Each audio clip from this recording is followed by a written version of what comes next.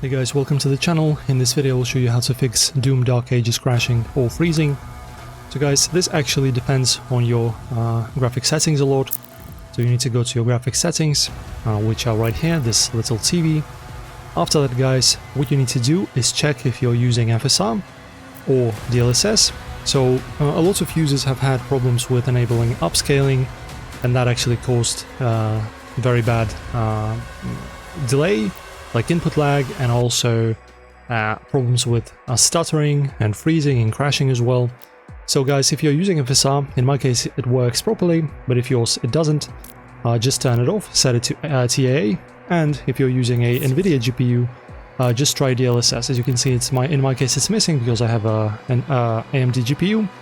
And also, after disabling FSR, also if you're using frame generation, also try disabling it. I personally tried it, it doesn't work well on my card.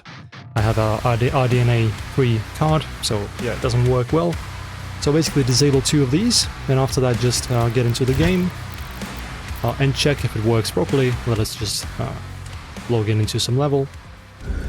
Okay, skip that. Combat mode Alright, as you can see, everything Siege works. Press like on the video, subscribe, and I will see you soon with the next tutorials.